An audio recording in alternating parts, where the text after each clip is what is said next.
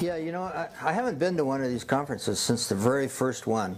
And at the first one I gave the first talk because I felt like I needed to convince everybody that they were businesses.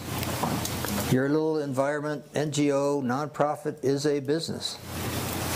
You have income, you have expenses, you have marketing costs, and you're going up against, you know, teams of corporate attorneys with bake sales. And you got to be pretty effective. And I got a lot of resistance saying that they were businesses because business was what they were against. I want to ask you, Yvonne, so how did you become an environmental activist? I saw the power of activism back in the early 70s, I think, because there's a little river goes by Ventura, the little Ventura River. And in the 40s, before they put a dam on it, this tiny little creek, it's about, you know, the width of 2 chairs, had 4,800 steelhead going in there. And then some guys came and told me that they wanted to channelize the river. And we thought that that would stop a lot of the sand flow and it would ruin a lot of the surfing at the mouth of the river. And so we went to a city council meeting, and there was scientists after scientists getting up and testifying that the river was dead. What was left of the river was dead. And there was just, you know, there was soap suds this thick on top of the river, and there was... And so there's no reason why it shouldn't be channelized. It wasn't going to hurt anything. And a young guy got up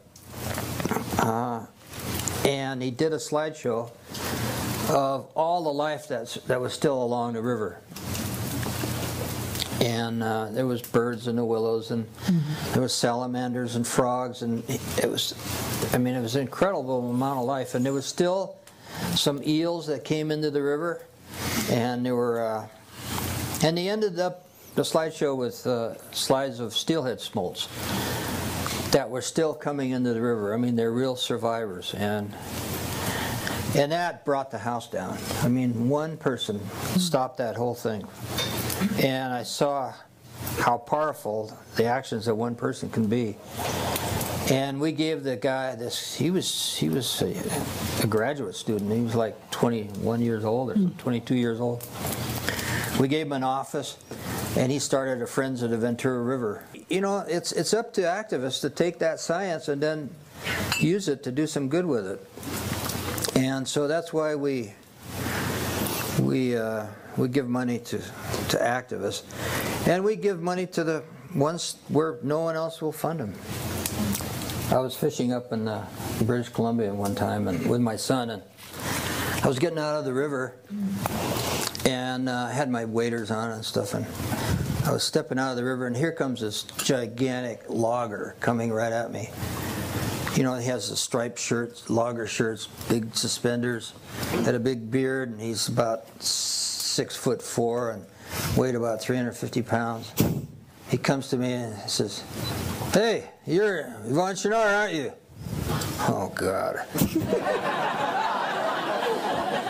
Try and run in waders.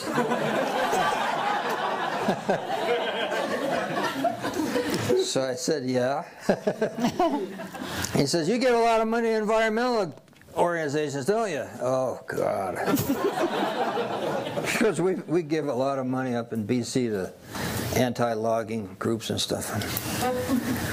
But he says, "How'd you like to save the largest remaining tract of temperate rainforest left in North America?" Wow. I said, "Well, okay." He says, "Well, there's this area called the Kitlope, and they want to log it, and I got a photographer who needs to fly over it and photograph it and make it a world issue, not just a little local issue. And we need a helicopter to do that." And I said, "Well, do they take credit cards?" He said, "Yeah." I said, "Well, let's go." So anyway, that's how I got involved. And I'm an absolute believer that the strongest force in society is civil democracy. I've seen this over and over again. Far stronger than any government, let me tell you.